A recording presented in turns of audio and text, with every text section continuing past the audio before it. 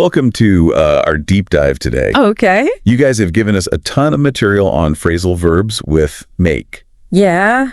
30 examples to be exact. Wow. I'll admit, even I felt a little overwhelmed at first. I can imagine. But that's why we're here. Right. To help you sift through it all and find the real gems.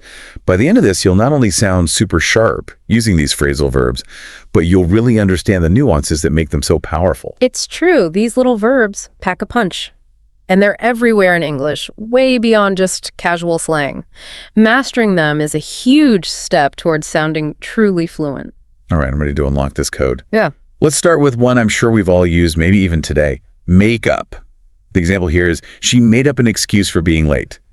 Makeup, in this sense, really gets at that inventive spirit we humans have, right? Yeah. It's not just about lying. It's about creating a whole narrative to explain something, often when we're trying to save face or avoid consequences. That's so true. And it makes me think about how context is everything with phrasal verbs.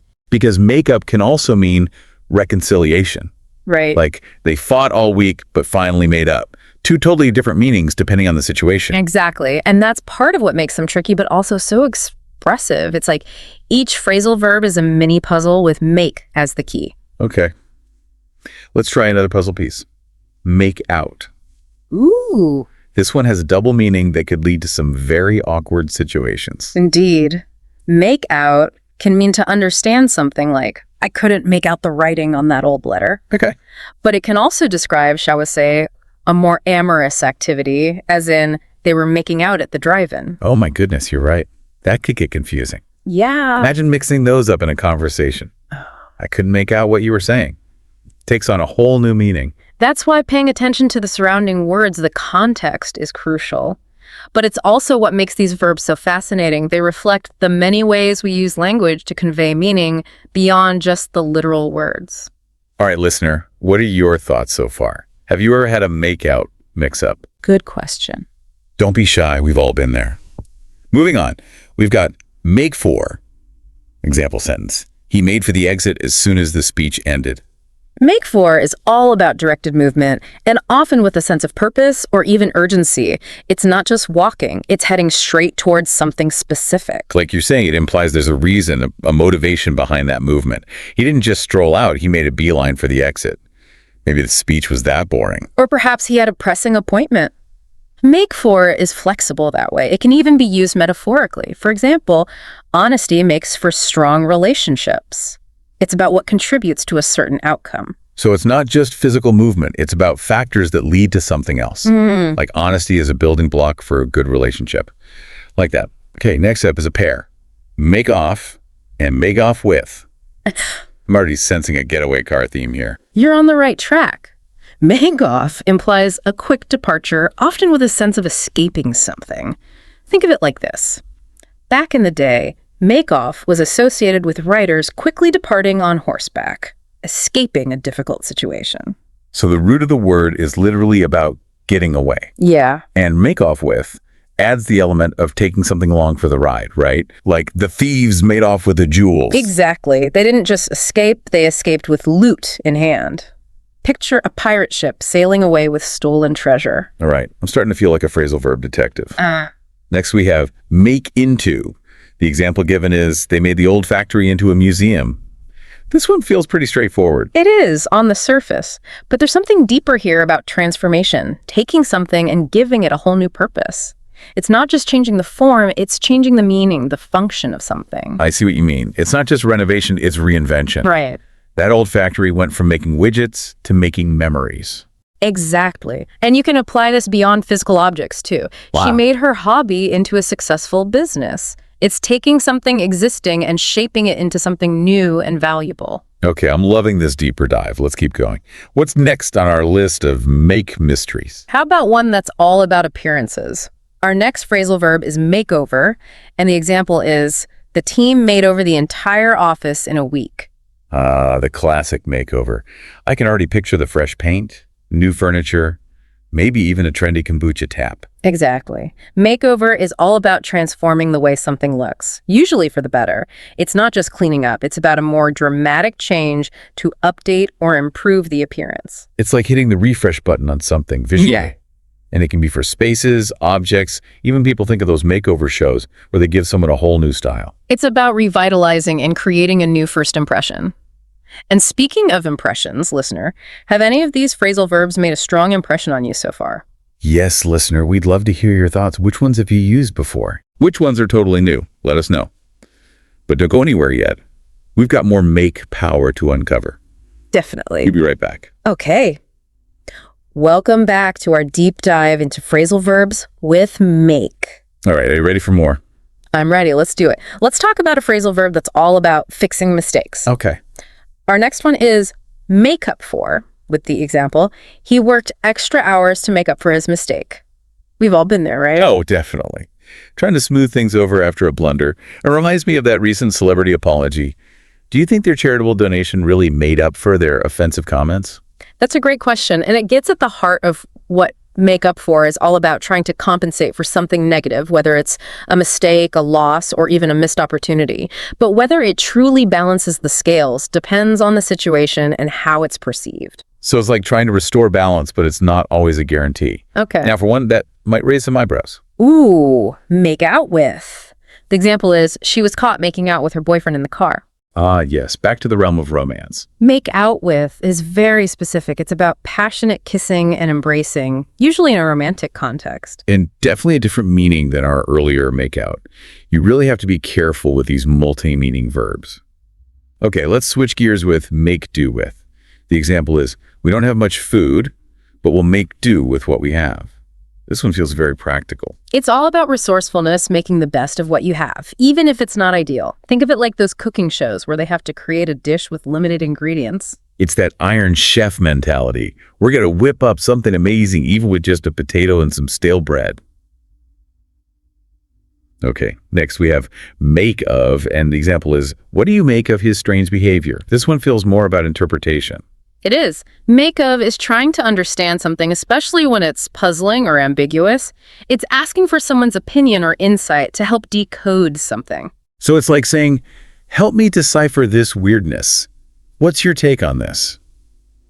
We all need that friend who's good at reading people, right? Now, for a simple one we use all the time, make it. Example, I thought I'd be late, but I made it to the meeting on time. Make it is success, especially reaching a goal or destination. And it often implies overcoming obstacles. Think of explorers finally reaching the summit after a perilous journey they made it. It's that feeling of triumph, like, I almost gave up, but I pushed through and I made it. Exactly. And it can be a big achievement or something small, like making it to the coffee shop before they close. It's that sense of accomplishment. Speaking of making it, I almost didn't make it through that stack of research you gave me. Wow. But we're doing it. Okay, another sneaky duo.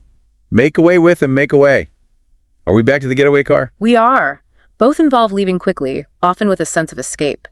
Make away with specifically means to steal something and escape with it. So picture that classic bank heist scene. The robbers grab the cash, jump in the car, and make away with the loot. And make away on its own is just the quick exit, no stolen goods involved. Precisely. It's more about escaping a situation, like he made away from the boring party as soon as he could. Okay, listener, how are you feeling about all these phrasal verbs? Are you starting to see the patterns, the ways these little prepositions change the meaning of make? Let us know if any of these are particularly tricky for you. And if you've ever misused one of these and ended up in a hilarious situation, we'd love to hear that too. But we're not done yet. Wait, We've got more make adventures ahead. All right, let's keep this phrasal verb party going. Oh. Next up is make out a check. And it takes us back to the world of finances. Though with the rise of digital payments, who knows how long this one will stay relevant. The example sentence is, please make out the check to John Smith. Ah, yes, the good old paper check. It does feel a bit vintage these days, but it's still a useful phrase to know. I remember when I first learned this one, it felt so specific to the physical act of writing a check. It's true. Make out a check is all about filling in that check form with the recipient's name, and like you're directing those funds to a specific destination. It's almost like a little ceremony, isn't it? Right. You're signing your name, making a commitment to that transfer of money. Okay, now for a phrasal verb, that might involve a bit of strategy. Okay. Make up to someone. The example is, he's always making up to the boss, hoping for a promotion. This one is interesting because it can have both positive and negative connotations. Oh. On one hand, it could simply be about trying to build a good relationship with someone, showing them kindness and respect. But it can also imply a more manipulative intention, trying to gain favor through flattery or insincere behavior. So it's about trying to improve your standing with someone. Yeah. But the motivation behind it can be key. Are you genuinely trying to connect, or are you just trying to climb the ladder? I guess it's all about reading the situation. Okay, now for a phrasal verb, that's all about ambition. Make something of oneself. The example is, she worked hard to make something of herself. This one is truly inspiring. It's about striving for success, reaching your full potential, and often overcoming obstacles along the way. It's not necessarily about fame or fortune. It's about living a meaningful life and making a positive impact. It's that drive to become the best version of yourself. Right. Whatever that looks like for you. And it takes effort, determination, and often a lot of resilience. Yeah. It's like saying, I'm not just going to exist, I'm going to make my mark on the world. Exactly. It's about leaving a legacy, making a contribution that matters. And speaking of contributions, listener, what are some ways you're making something of yourself? Whether it's in your career, your hobbies, your relationships, we'd love to hear your stories. Okay, back to our trusty make-out family. Oh. But this time it's make out with difficulty.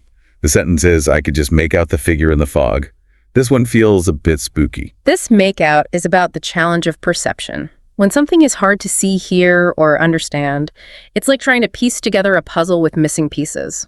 In this example, the fog is creating a barrier, making it difficult to perceive the figure clearly. It's like squinting your eyes trying to make sense of something that's just out of reach. Yeah. And it can be used for more than just visual perception, right? Like I could barely make out what he was saying over the loud music. Exactly. It's about struggling to grasp something, whether it's due to physical obstacles or just the complexity of the information. Okay, time to make a move, which is our next phrasal verb. The example is, it's time to make a move if we want to catch the train. This one definitely has a sense of urgency. Make a move is all about taking action, often in a decisive and timely manner. It's about seizing an opportunity or responding to a situation that requires swift action. It's like that moment when you realize you've been procrastinating and you finally say, okay, enough talk. It's time to get things done. It's that push to break through inertia and make things happen. Sometimes that's all it takes, that initial momentum to get the ball rolling. Absolutely. And speaking of getting things done, let's tackle our next phrasal verb, make up a deficit. The example is, we need to make up a deficit of $10,000. Back to the world of money matters. This one highlights a financial challenge that need to close a gap to compensate for a shortfall of money. It's about finding ways to restore balance, whether it's through increased revenue or decreased spending. It's like plugging a leak in a boat, trying to stay afloat and prevent things from sinking further. Okay, next we have make good on. And the example is, he made good on his promise to help her. This one feels very honorable. It's about integrity. About following through on your commitments. Make good on means to fulfill a promise, to demonstrate that you're reliable and trustworthy. It's like saying my word is my bond. And it builds trust in relationships, whether it's personal or professional.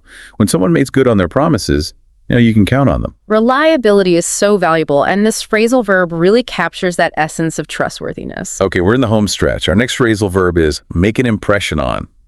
With the example, her kindness made a strong impression on everyone. This one is all about impact. Make an impression on is about leaving a mark on someone, influencing their perception or feelings. It suggests that something has had a notable effect, often through positive qualities or actions. It's like leaving a footprint on someone's heart. A reminder of the impact you've had.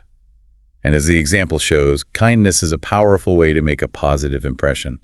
It's something we can all strive for. Absolutely. Small acts of kindness can ripple outwards and create a more positive world. And finally, our last phrasal verb of the day, make time for.